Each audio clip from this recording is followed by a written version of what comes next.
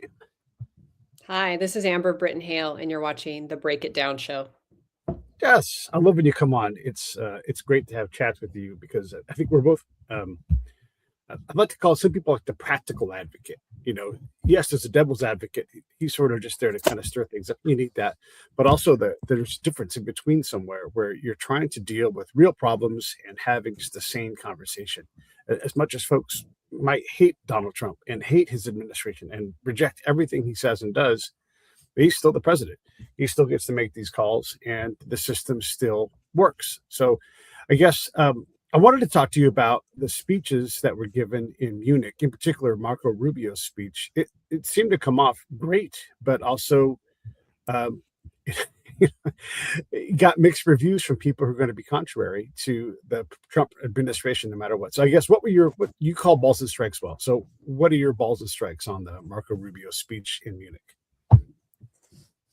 Marco Rubio was a stark contrast to JD Vance from a year ago. So that's the first point I would like to make. And that conciliatory, warm, effusive tone that he used was still firm. And he delivered almost an identical policy message in a different way, different package. And I think President Trump referred to Rubio yesterday at the Board of Peace opening, like it's the same kill. It's still a kill, but it's in a velvet glove. And that's exactly what happened. Rubio went into careful detail to say this is a shared history, a culture, Western culture. We have so much to be proud of. And he went from the cathedrals of Cologne to the Rolling Stones. It was really beautiful, this weave of culture. And he spoke about the American frontier and, rodeos and cowboy culture. And he really tied together just a gorgeous narrative while still delivering the hard medicine, the tough love. Europe needs to step up on security. And he definitely soothed the transatlantic nerves, if you will, but he didn't back off his priorities. And overall, the delivery was very smooth about alliance building, the mutual benefits, but also an appeal. And I think this is what resonated and why he got the standing ovation, is it appealed to Europeans seeking stability, because that's really the bugaboo for Europe right now, is they feel unstable and they don't know, 10 years into Donald Trump, when and if and how, and it's just remains so confronting to them that they have to pay for their own security.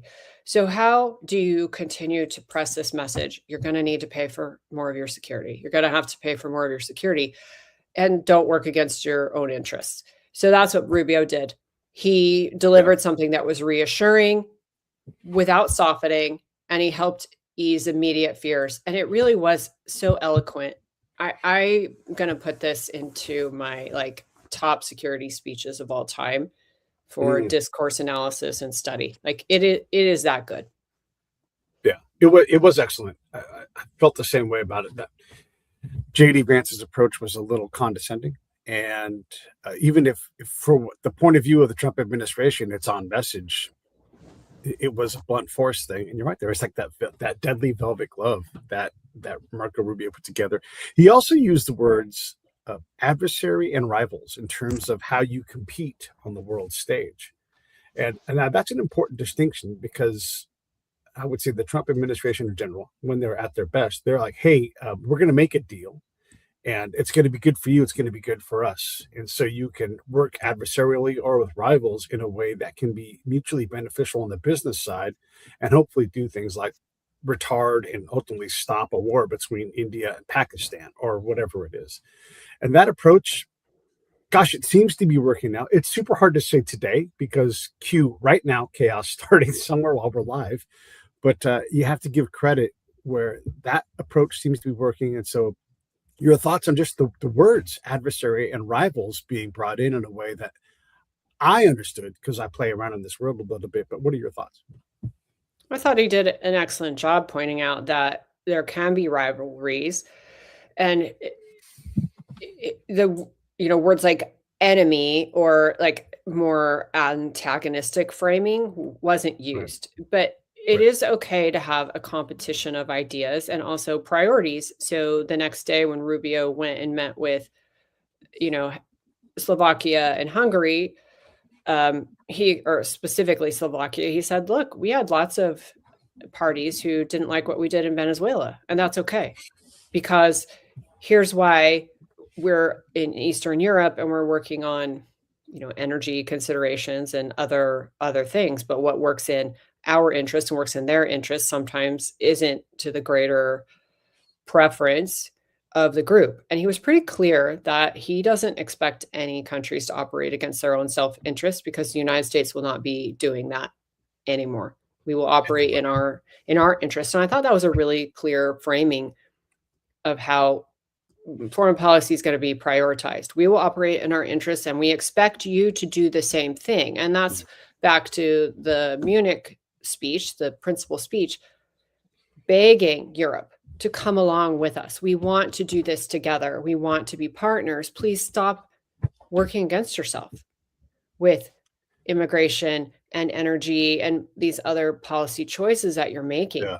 It was Yeah. almost an implore. I am begging you to come along with us and share in the stability, the prosperity, and security of what this could be. Within this competition of ideas is the competition of administrations internally, right? To the intra battle. And so someone is prime minister today, but all of a sudden they could be out, right? Same thing with Donald Trump. He's got to deal with midterms coming up here pretty quick.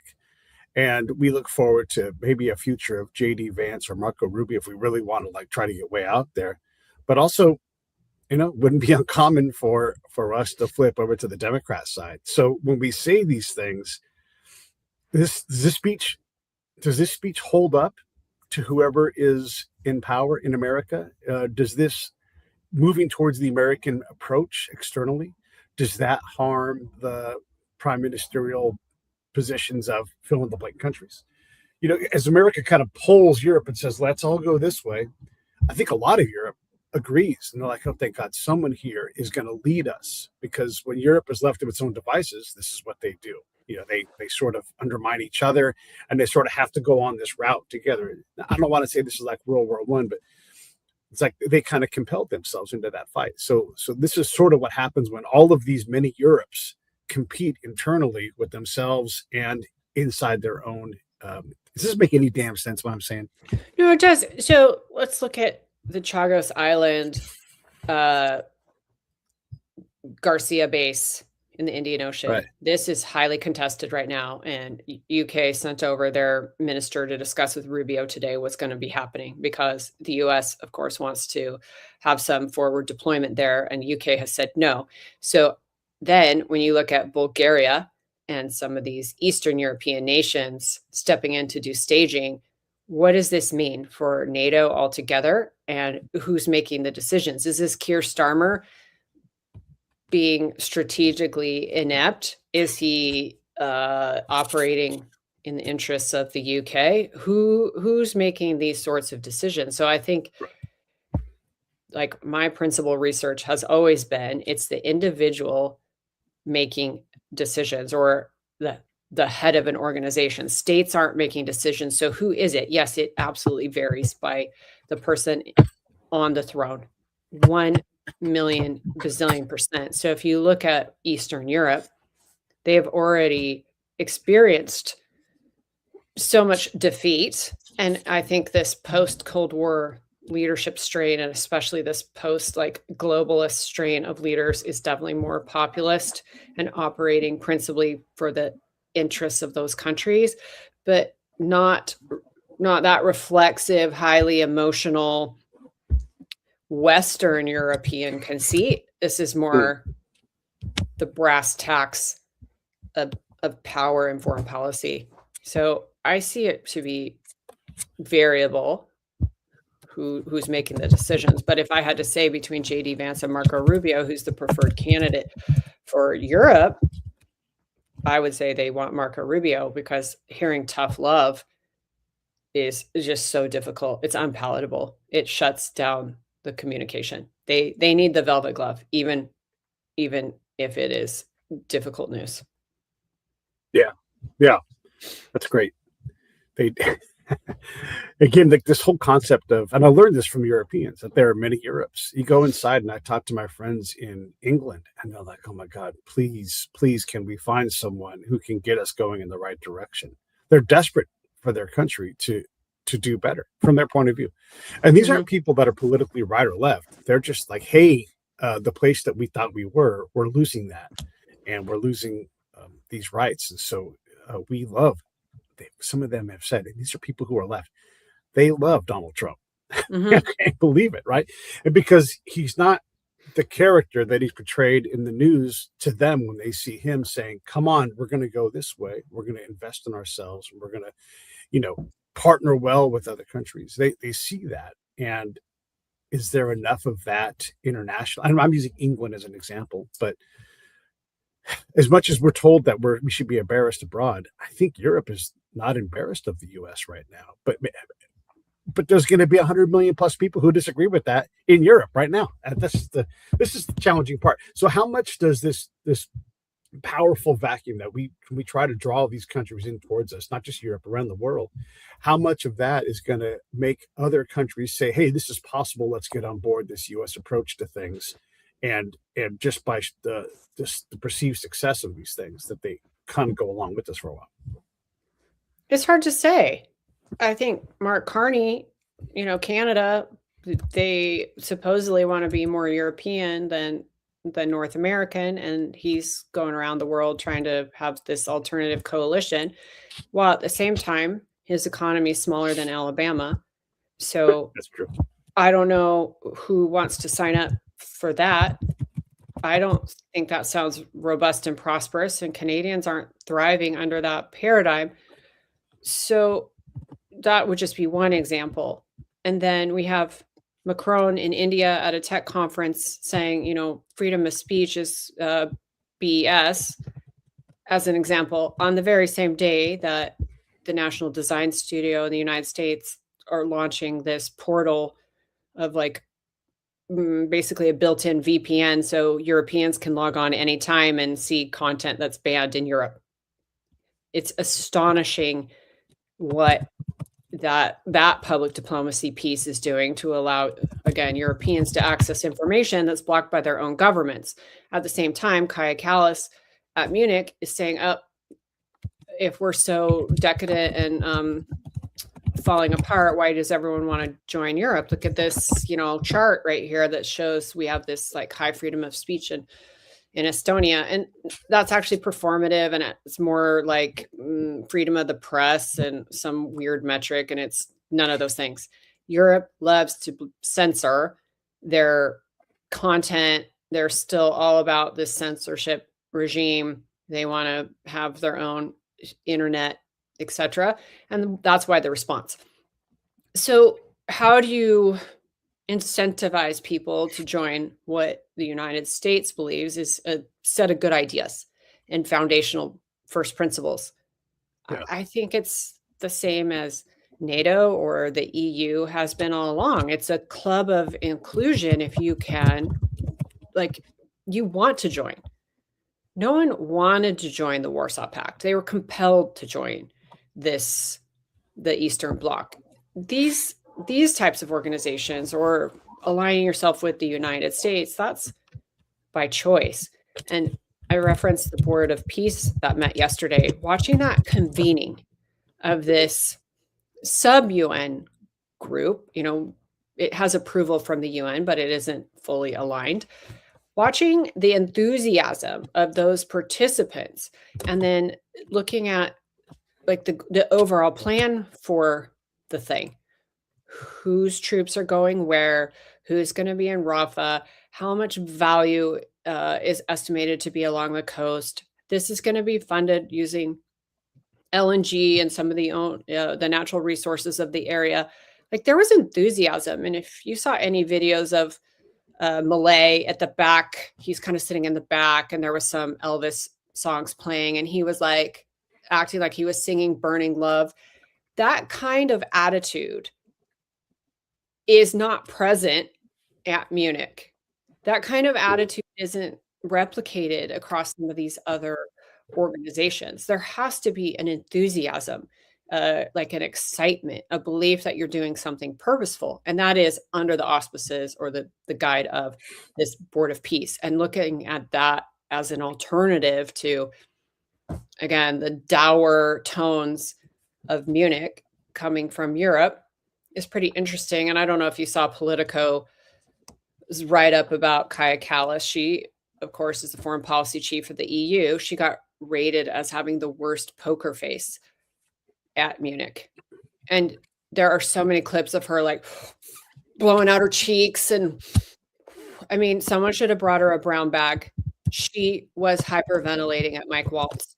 She couldn't stand the idea that he said President Trump had ended wars. She was, again, apoplectic, and her face betrayed her emotions. But if you tracked her for the first couple of days, even before that speech, she was so ornery looking and just couldn't hide her positionality. Like, she was gearing up for her speech that she thought was this hard hit. And again, we'll contrast that with the sentiment that I saw yesterday at Board of Peace. Like President Osmani, she's the only female who's a full board member from Kosovo. She was resplendent in a white suit and had lots of aside conversations with President Trump. She's just all about the collegiality. She's speaking with the PM of Albania. There was a lot of side conversations there. And again, let's look at what her attitude is compared to some of the other ladies across Europe. I thought that was a stark comparison. So how do you incentivize people to join up a good idea? They have to choose that. Yeah.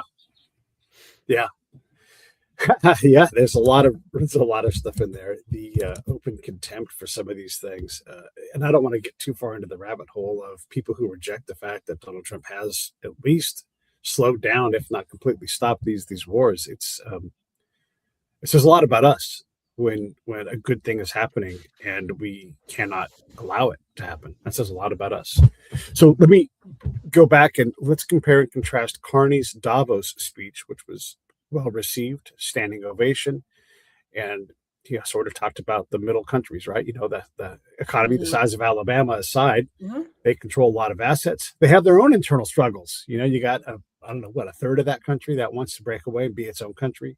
You have the West also, and these are rumblings, and a lot of this stuff is theater and everything.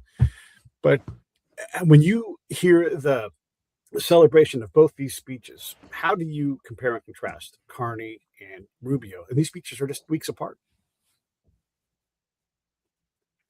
I think it's how it's delivered by a polished diplomat in tones, and it appeals to something emotional.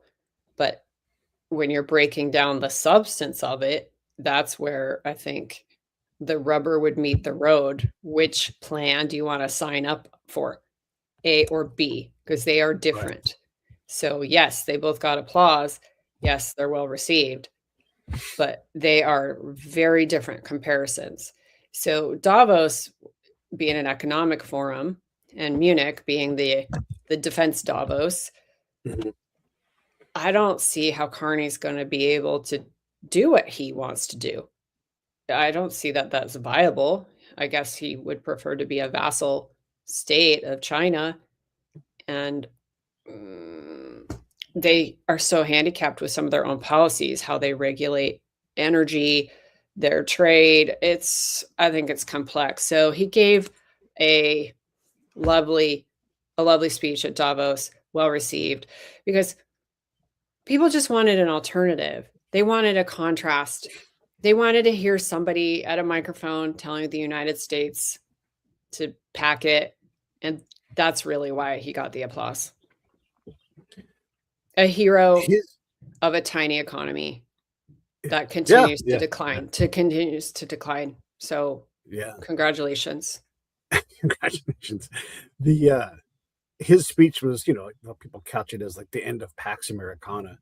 But I would think it seems like there's actually a lot of truth from both sides agreeing with that. like we talked earlier, America saying, hey, you all need to pay for your own security. We're going to focus on us stuff. We don't want to be Pax Americana. I mean, there is a thread there, I think, between the two messages where we're Canada. We need to partner up with other countries like us and make sure that we do a thing that protects us, whether it's China, US, or whatever. And ultimately, we do know that the US and Canada are going to trade. It doesn't do Canada any good to favor a thing that we don't want them to favor, because we are the big dog in this hemisphere. So there is that common thread of the end of Pax Americana. But maybe I'm misreading that. I don't know. What are your thoughts on that? I think Carney is exclusively anti-Trump regardless, and that's how he operates. Everything he does is designed in opposition entirely, when really the smart deal, the savvy deal, and it's possible I've spoken about this on your show before, is like a American fortress can America. They have depended on our security umbrella, the nuclear umbrella especially, for decades. Why self-sabotage? Right. Your trade, the family ties, this long unprotected border, essentially. Why are you operating against your own interests, sovereignty, and prosperity? I really fail to understand why this is a policy, because it can only be reflexive and meant to be punitive against, his own embarrassment under the Trump administration, his lack of personal connection. And honestly, President Trump seems to have friends and allies and good relationships across the world when it's one-on-one. So whatever Carney is doing, it doesn't seem to be aligned with the facts on the ground. I fail to understand his policy considerations. Yeah.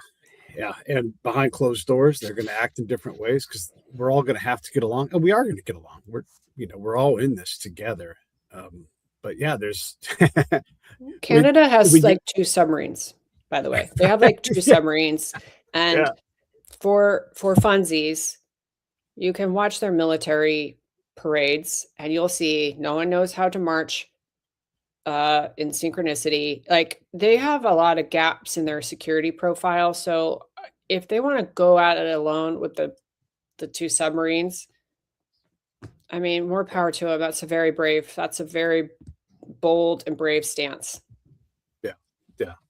Well, and I guess you could say the same thing about Russia in a lot of ways. Very small economy compared to the US.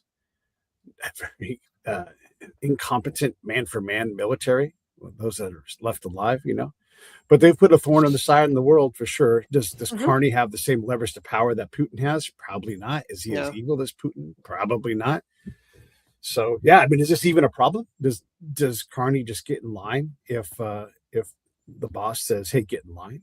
I think ultimately, yes. And the UK too. Oh, we can't use your base. All right, what are you going to do about it? I mean, because that card is always on the table. We just don't play it very often. Well, I think what's happening in terms of the base is we're in Bulgaria and we're in some other places. There's going to be other mechanisms for this thing, but also I think that original treaty language, sharing the lease, there, Diego Garcia, I think there's a solution, and Rubio is on that case today. So we'll see. And all this is about positioning around Iran and what's going to happen there. And, other countries are just as vulnerable to the Iranian threat, and other countries should have the same amount of interest in preserving the well-being and the thriving of the Iranian people and the end of the regime. That should be a global interest. So again, what are these considerations of Diego Garcia and the Chagos and the Chagosians? It's all wrongly decided. It's a really weird thing, and I think there's going to be a solution. And I'm not in the room to say what's being discussed, but I do think that there's a solution. And again, Keir Starmer, I don't know. The most successful thing I've ever seen him do was show up to the Summer Olympics with a rain jacket and an umbrella when no one else knew it was going to rain. I was like, oh, here's somebody who's really prepared and scoping ahead. And that was his last success that I could see. Foreign policy is hard, right? I mean, you can talk about it And we've seen a lot of leaders and potential leaders try to talk about it, but it doesn't behave the way we want it to, because everybody's got a say in these things. Sure. So we had a couple up and comers show up at Munich and do their best to do their best. And look, it's really good TV to bash on Representative Ocasio-Cortez. That's fun. People love it. They gobble it up. I'm not getting fed by that. She's there trying to establish herself as a world leader. She gets to do that. It did not work this time. She also tried to do that with the Green New Deal back, when she first got started, and her peers played her for a clown. But a couple of years later, a lot of that stuff got passed. So I don't want to dismiss what she's doing and where she's at. She has a knack of staying alive and continuing to be relevant. So what do you make of hers and Gavin Newsom's appearance at Munich? There's two catastrophic failures from both of those individuals being in Germany, number one, that I thought warranted some attention. And then we can talk about the rest of her performance. She, Alexandria Ocasio-Cortez, AOC, she specifically hectored the audience to come to this idea that there's a genocide in Gaza. And she didn't come off that. Now, that's been disproven time and time again, but it's still a trope. It's still a talking point, and it still inflames sentiment. So there she is in Munich. Again, let's not divorce history from the German people who were responsible for a massive genocide and the Holocaust, as well as the genocide of the Israeli athletes at the Munich Olympics. So here she is talking about a genocide to a room full of people who are practiced. And again, her premise is flawed and been disproven. And she was there for the talking points when really she's mistaken as to her audience. I think she thought she was on the campus of Columbia or something and really wanted to rally people around them. Also, Gavin Newsom made the same mistake, the same historical error to talk about ICE being Nazis in Germany for following the laws and enforcing what has been a bipartisan support for immigration, again, law, legislation, enforcement for the past 40 years. So I really feel like they're used to their hot takes and getting a lot of applause from American liberals, but forgetting the loss of life, the Holocaust, what Nazism really means, and Germans can't speak about it hardly at all, and yet Newsom's throwing the term around just loosey-goosey. Like, again, this gets clicks and likes and reaction in the United States. That's not the place for it. So if you're going to be a global leader and you're going to go out and represent the United States, which neither of them did, they went out to represent themselves, to trial balloon their presidential runs and burnish their international relations credentials. And I think both of them failed spectacularly in that regard. So those are the 2 points. AOC, the rest of it, sharing that she wants a wealth tax, as she tells Argentina and another, the room full of people who've been decimated by such policies. And she's laughing. We can do this expeditiously. We can do this any second. And then she wants this working class perspective, this internationalist class. I think everyone else calls it communism. I mean, what in the actual world? And then she fumbled the question of Taiwan, absolutely fumbled, when she should have said, I am a representative of the United States Congress. It isn't my role, and I am not empowered to speak about this policy abroad. She should have deferred, but supposedly she was coached for months before she got to Munich, and she had this long pause and then fumbled, and then it's a long-standing policy and all these other word salad. What's a long-standing policy? Strategic ambiguity, since Nixon, means you are confirming or denying anything. You don't say the thing. And again, her role doesn't allow for her to do that. So that's where she started off. Again, the wealth tax, the Taiwan, the genocide. There was just so many things that show she's not ready for prime time. And Yeah. Gretchen Whitmer, same thing, is in the room. She's maybe trotting out some sort of trial balloon for something else, and she completely caved and like, AOC knows more about foreign policy than I do, and she couldn't answer a question about Ukraine. Now think about it. What two questions should you expect to be asked in a foreign Europe. policy security arena? What are the two countries on this quiz? Those two, Ukraine and Taiwan. Again, it's not some sub-Saharan Africa, small regional conflict. And you're like, tell me about the Sahel. No, they both blew it. Clownish and embarrassing. I thought it was embarrassing. As someone who studies female-led diplomacy, I just really was astonished and saddened, actually. Like, I don't want anybody to look that clownish on the world stage. I don't delight in that at all. I would love for something hard hitting, like economy, infrastructure, global security, a grand strategy. Like what could you have brought to this event? You didn't. You didn't pack the bags. You didn't even read the notes on the plane. Yeah. Yeah. It's I don't know what to say except for it was awful. It was awful. And if you want to try to have your chance on the big stage, there has to be consequences when you don't get this stuff right. Re-gear and go get everything set up again. But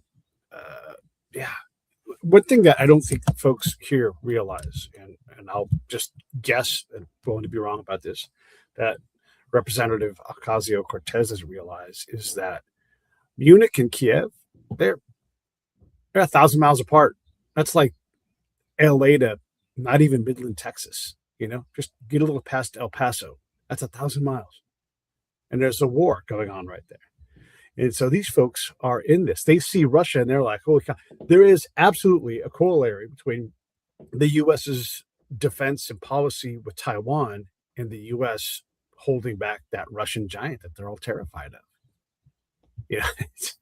And by the way, Iran, also not that far away. Tehran to Munich, it's not that far. You can drive that in a day or two, So when we get these things wrong, we don't realize the proximity of all of these problems to Europe. And as much as they goof around and have all their different ways of running their countries and everybody disagrees about everybody else and what they're doing, they all see the same fears. They all have the same problems. They all understand at some level that the integration of unchecked migration of outside folks is creating problems for them. And to not be aware of that, I'll shut up here in a sec, but when I was in the Army, I got to Germany, and I'm just some dumb kid. I'm 25 years old. I got a college degree. That's it. That's my experience. I played a lot of basketball, right? And I got there, and I was walking from one Army concern to the Army's concern is a barracks. One barracks to another barracks. These are U.S. installations. And in between is Germany. And it was Christmas time. And all around, you could see these menorahs lit up in the window.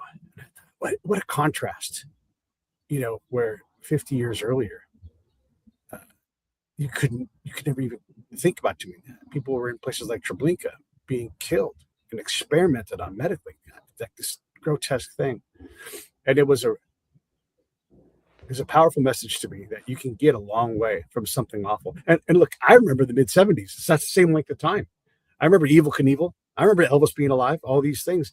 So people who are my age, 56, in 1995, had memories of that time.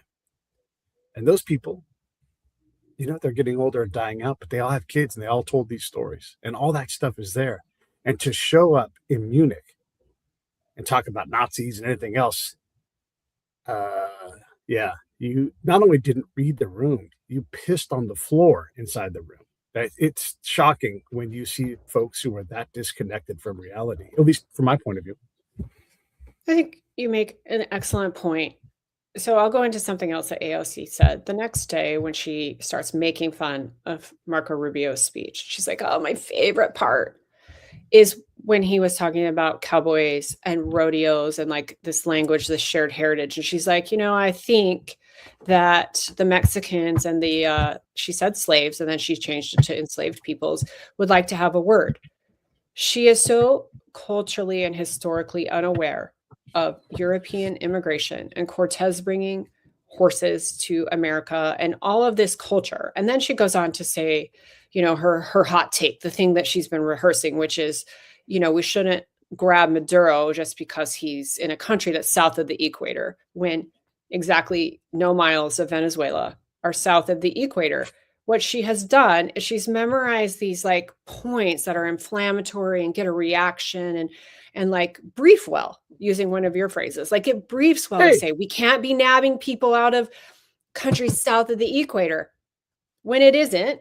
It is not. It is in the northern hemisphere. And this is a small ticky-tack thing, but it shows her geopolitical and geographical ignorance. So the fact that she or any one of those ladies we've mentioned are unaware that Ukraine is this specific distance, or like the reach of malign actors, I just think they were unprepared and showed a lack of decisiveness and lack of understanding on critical geopolitical issues of the time. Yeah. So the quiz is going to be on Taiwan and Ukraine. So you have an F- on those things. Also, you don't understand how European migration worked with Columbus and Cortez and the horses and the entire, ranchero culture. And also the code switching, lapsing into like heavily accented Spanish, Maduro, Venezuela, when she speaks about it, and then doesn't carry that affect, that indicates more of a performance. And other women have done that as well. Hillary Clinton is notorious for adapting like a code switch. Kamala Harris does that too, depending on the audience. Sure. They'll pick up an affect or a Southern accent or like kind of a lingo, and women are more vulnerable to that than men are. They lose their identity faster. This is an area where you have particular skill, and I'm interested in how you evaluate that. Like, forget about the political side of this, in the policy side. What is it? Is that in the nature? Is that archetypal? I can't say it. Is that the archetype for women to do something like that? Is that part of the? I don't know. What do you make of that thing? Because folks aren't doing that a lot of times. They're doing it to fit in. A lot of times they want to feel comfortable in a situation, and so there's some of that.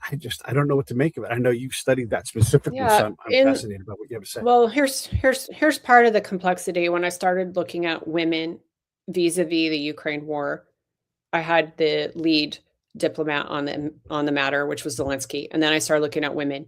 What do they say and what do they do? These female heads of state in comparison to Zelensky, who I had compared to other global leader databases of their linguistic and leadership trait behaviors. So this group of women in particular, who are heads of state or formed a cohort for the first time in history around a war, they, using an RStudio analysis, they are different than Zelensky. It would automatically rule them into a different category. It was a strict binary, like in or out, in or out, in or out. And then I could see from the data, it was women. So how do they speak? What do they say? And there's an emphasis on care and community in this more expansive view. So women have more conceptual complexity, look at more issues, but they're also more risk adverse. And I don't know if you saw this study by BYU that came out recently, looked at a heat map of what women see in a night walk and what men see.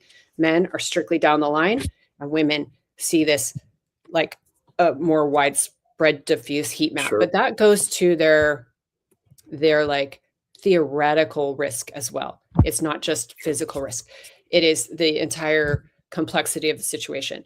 So women will default to something that's more affable, acceptable, and that can be the code switch, changing your accent or how you present yourself for a likability factor. And men do not do that to the same extent. Men are a lot more comfortable with dislike than women. And again, that's a risk factor. If I'm not accepted, if I do this wrong, then the security, stability, or personal risk increases. And female leaders often have a more tenuous hold on power than men.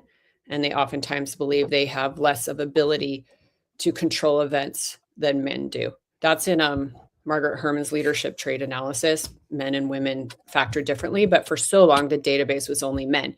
So when I started writing about women, back to my first point, and I go to conferences, I'm put in a gender track a lot. And I had to keep explaining, I'm not a gender researcher. This is a diplomacy and leadership conceit.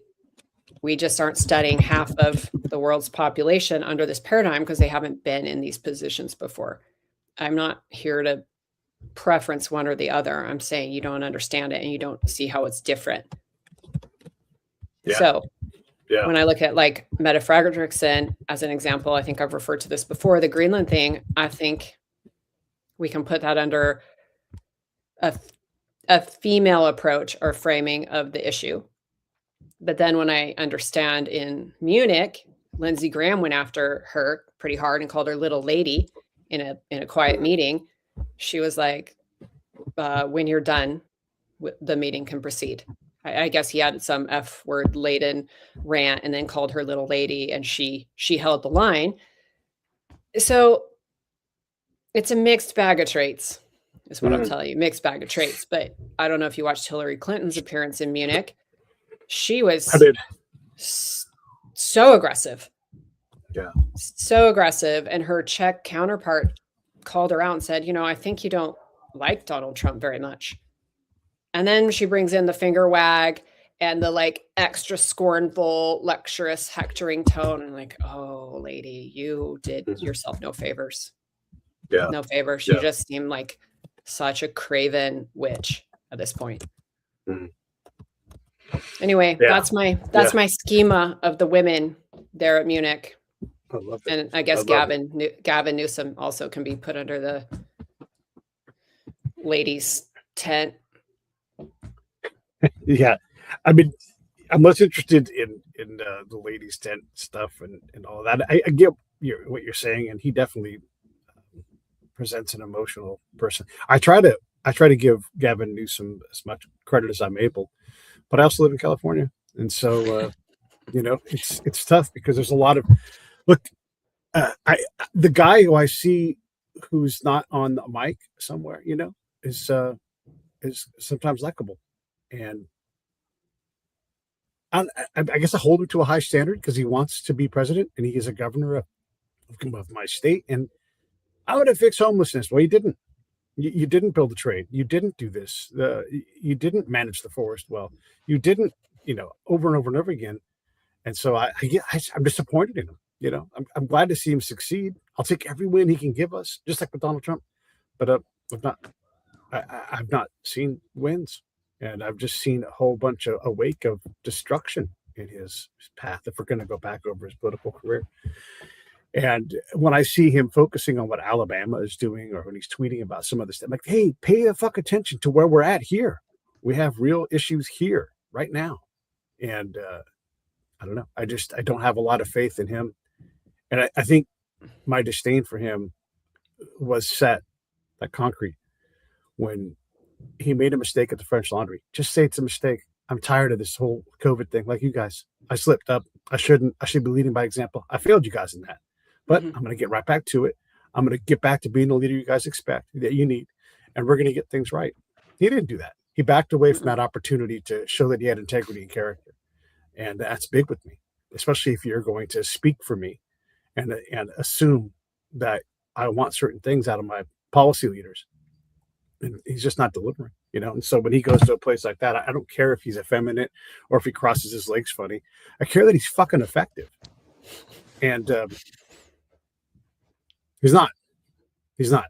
So look, and if he's president or something like that, I'll want him to win. But I don't see that happen. He's not an effective leader.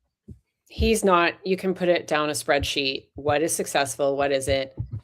Here's his list of wins. What are they? Yeah. For me, there's 0 things on the spreadsheet. And then watching the California,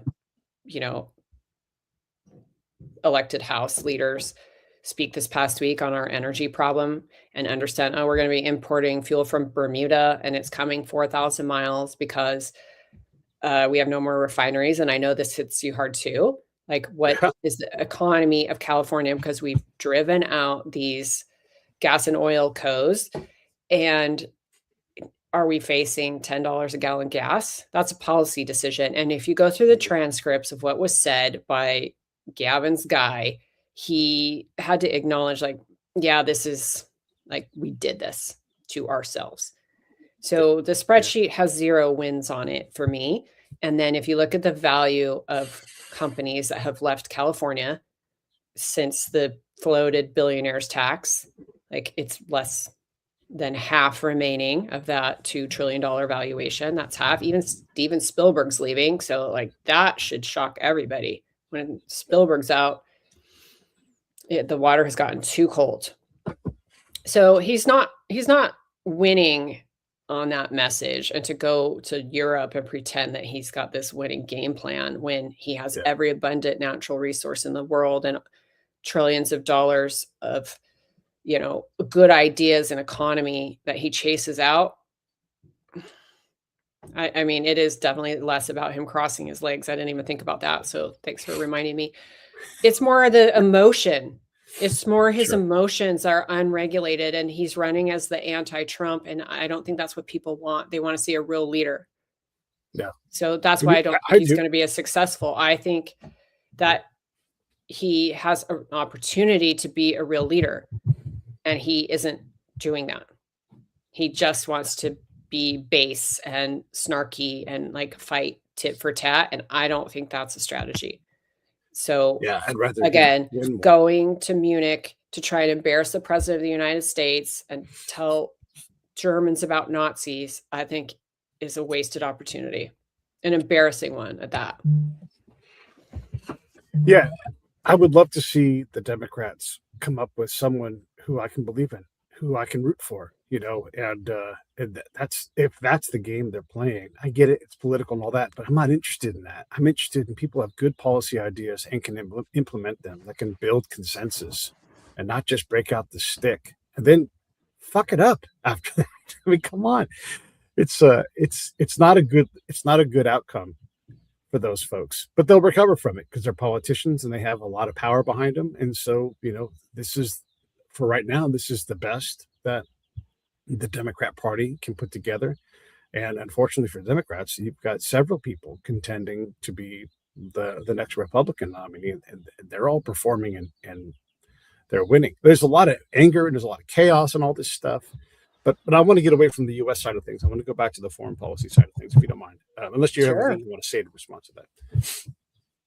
When we are talking about, we talked about Venezuela the other day, and you and I, you know, didn't butt heads, but we had a very like strong conversation about like how we see the future of these things.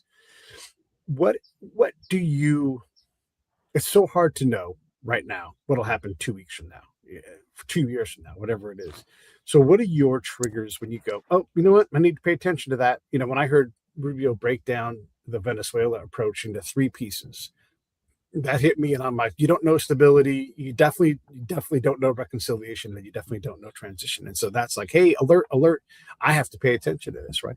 Do you see things like that where you see the administration like, oh, they're treading into water where there's not a reliable outcome, or there's going to be a problem and I need to pay attention? Well, I think I'll go back to what I said maybe on a past show, is I think this is a different model. And I don't think it's going to fit a template of what we've looked at before.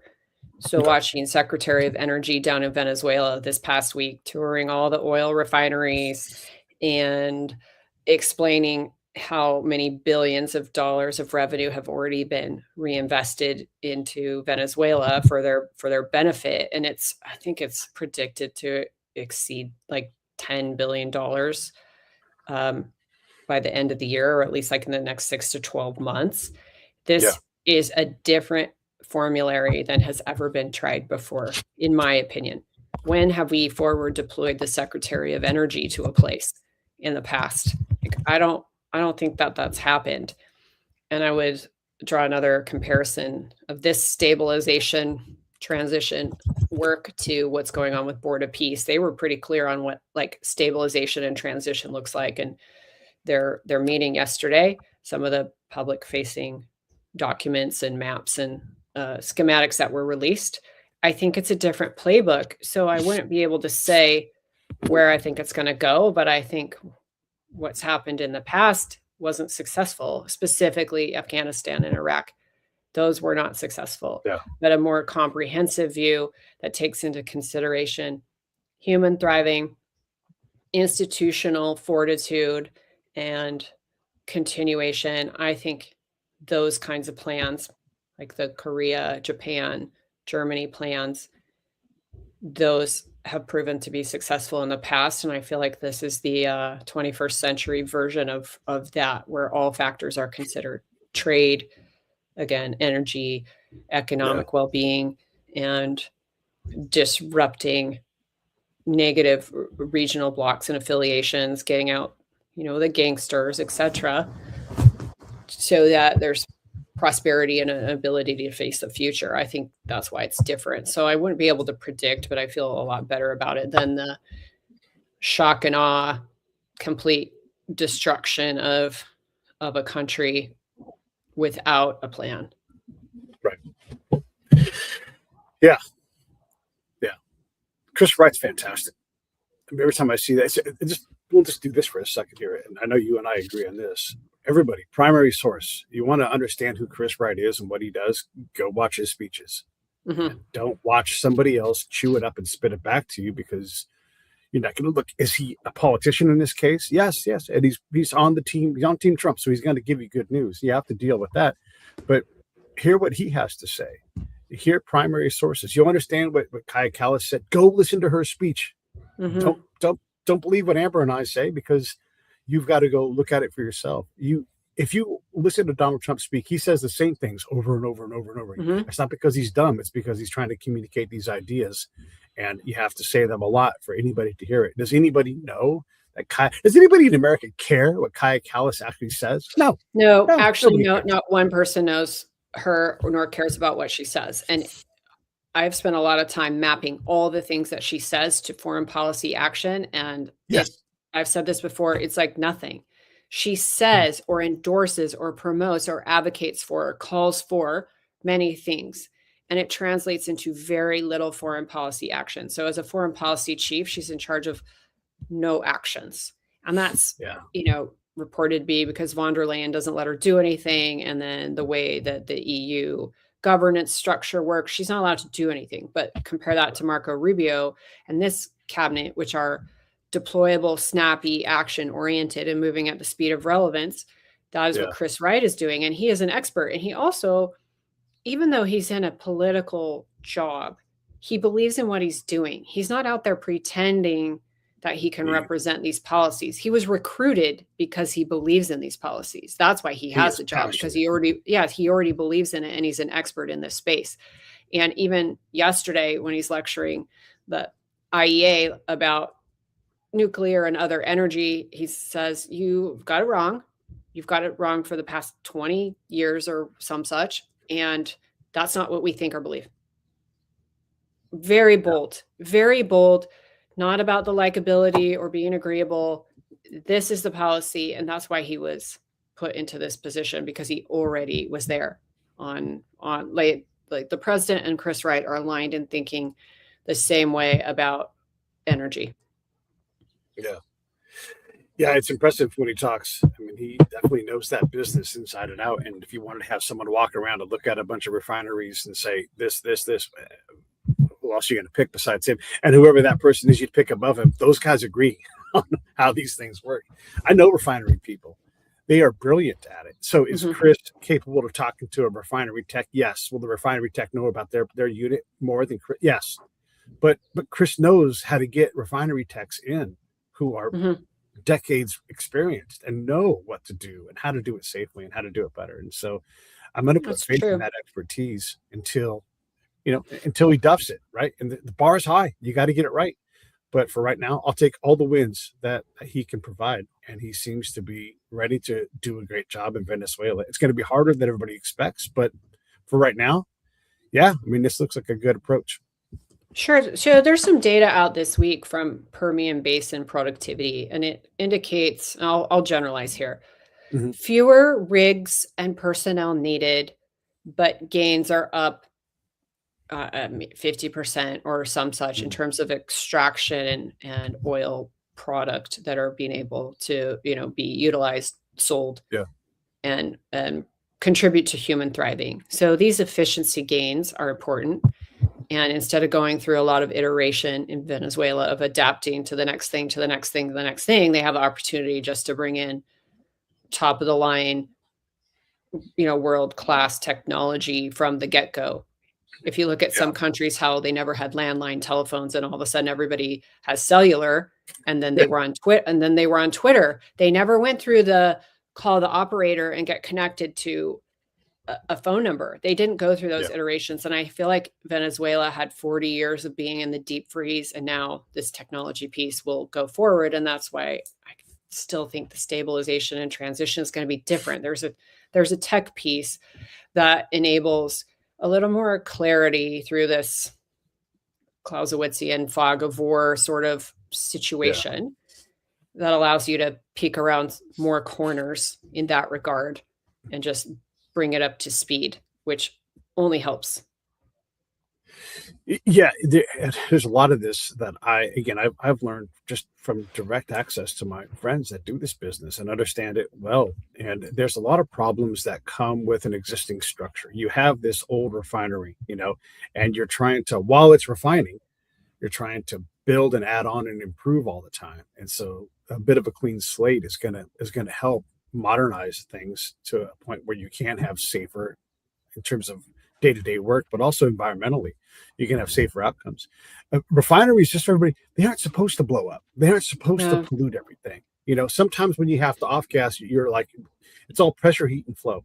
And when pressure, heat, and flow aren't agreeing, you have to do something to mitigate what could happen, which would be catastrophic. So we all need this energy. We all need the products that come out of energy.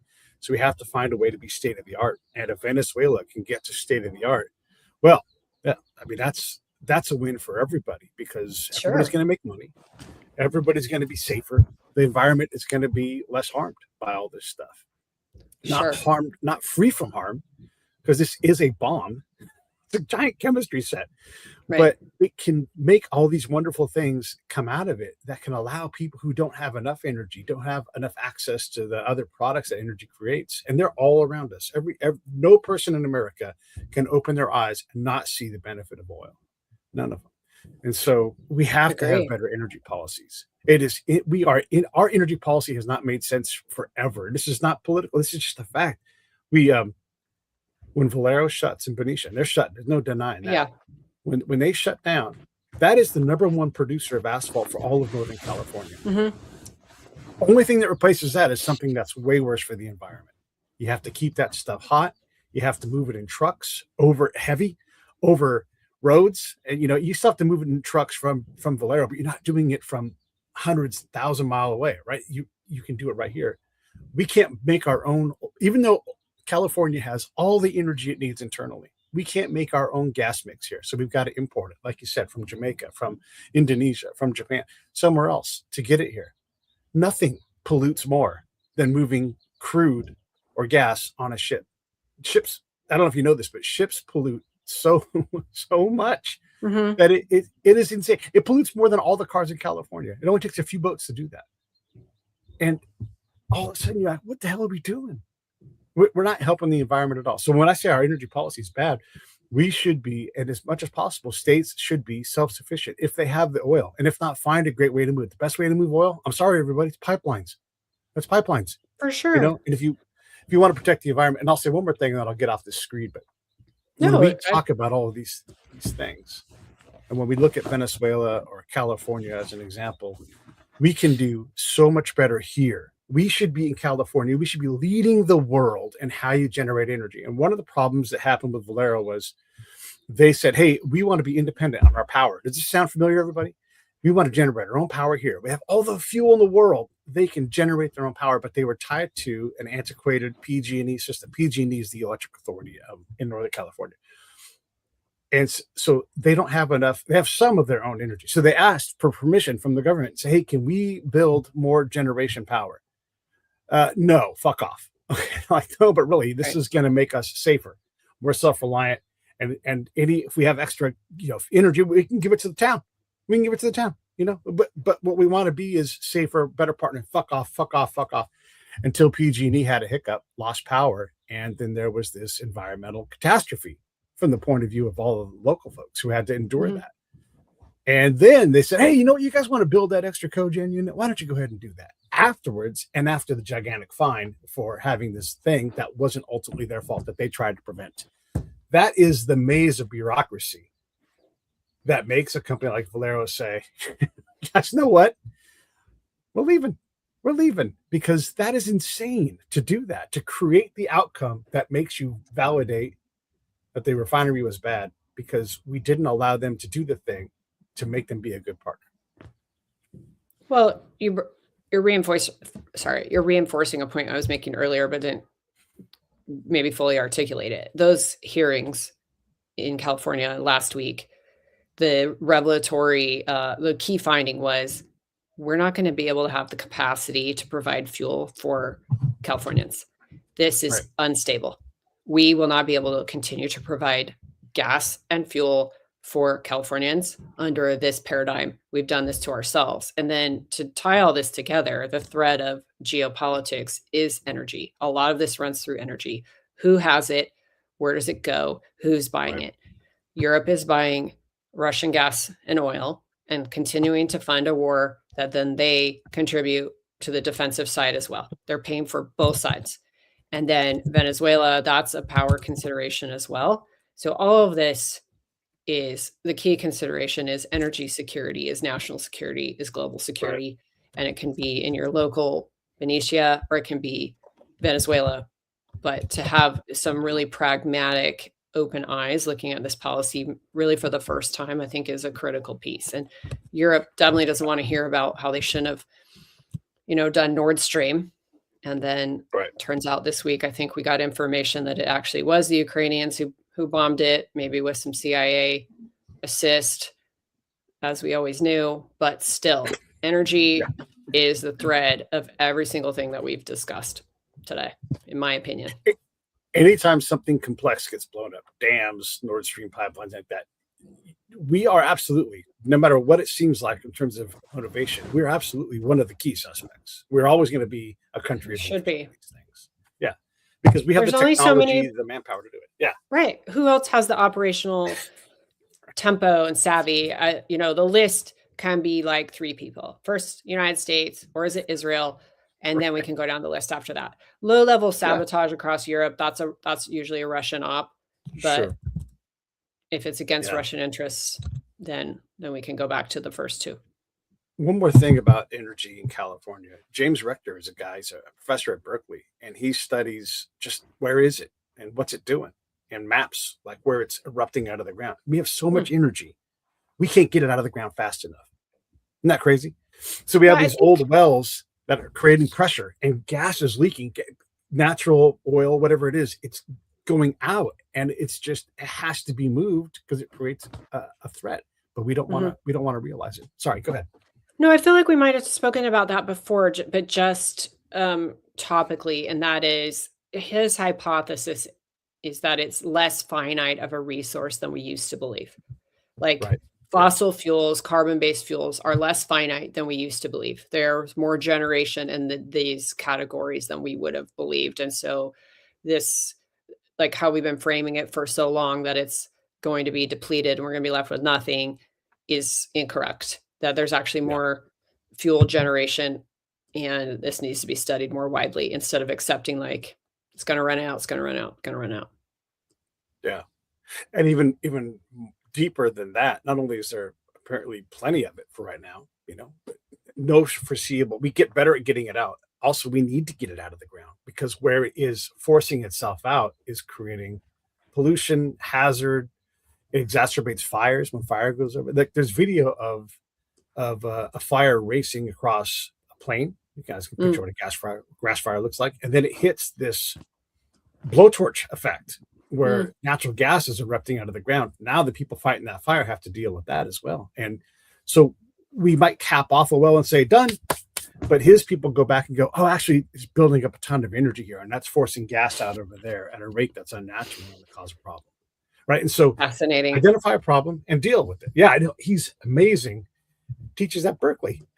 But I also love that he's re-underwriting what was known. It's not an accepted Right. truth. They've discovered evidence that disproves this thing, and it's time to evolve past that. And that's how I like to operate on all things. Like, do I know more now than I did at the time? Operating in ambiguity, you're deciding something based on the information you have on hand, but also you're going to adapt when you know something further, better, or contradictory to what you already understood. And I love that as an approach. Yeah. Anything else you want to get into? We've been at this for an hour and super great conversation. I love talking foreign policy. No, I think I got it off my chest that Right. Venezuela is in the northern hemisphere and horses and rodeos came from Spain. So Yeah. And the answer to Taiwan is simple. Like, I don't care what Representative Cortez does. She's not my representative. She's over in New York. Hey, go have at it. Mhm. But when you want to understand Taiwan, here's what we say. And we don't say really anything. Right. Yeah. Here's what we Right. say and what we've been saying since Nixon 50 times. years. And this is important. And you're not empowered to go out and speak on that.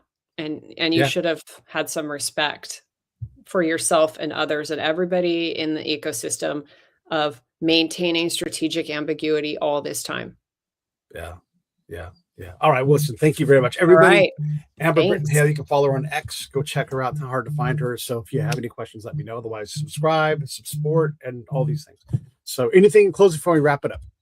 Nope. Thanks, Pete. Okay. Bye-bye, everybody. Have a good weekend.